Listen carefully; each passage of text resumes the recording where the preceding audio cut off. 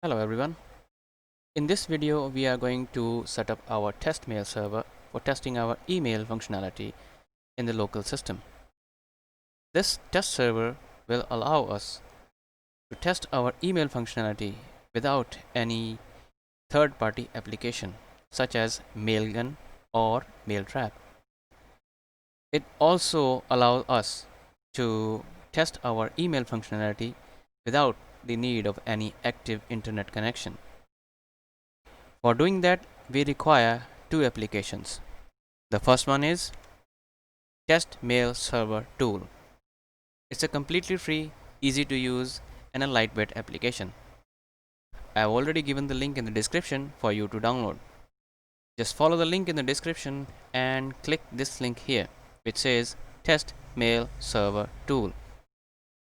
The next one is Mozilla Thunderbird.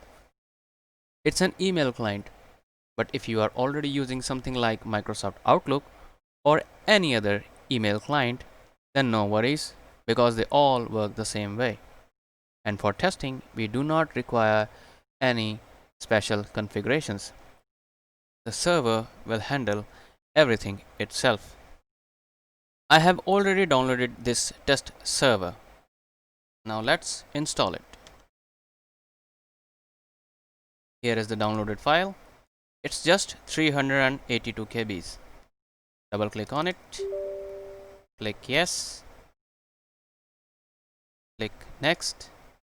If you want to change its installation location, then click browse and choose your desired location.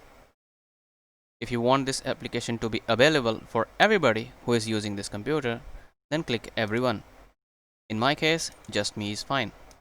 Next, next, and close. Now you can see there are two new icons on my desktop. The second one is the user manual. It is the same link that I have given you in the description for downloading the application. The first one launches the application. Double click on it and you can see our server is running in the system's tray. Now you can see there are only three options to play with. The first one is port to listen on. This port number is the bridge between your application and your testing server. If you want to change this port number, then you will have to change it in all of your applications where you are using it. The next one is open received emails. Whenever your application generates an email, the testing server will act up, grab that email and open it with your email client. In my case, it's Mozilla Thunderbird. The third one is where the test server should store the grabbed emails. If you want to change its location, then browse and choose your desired location.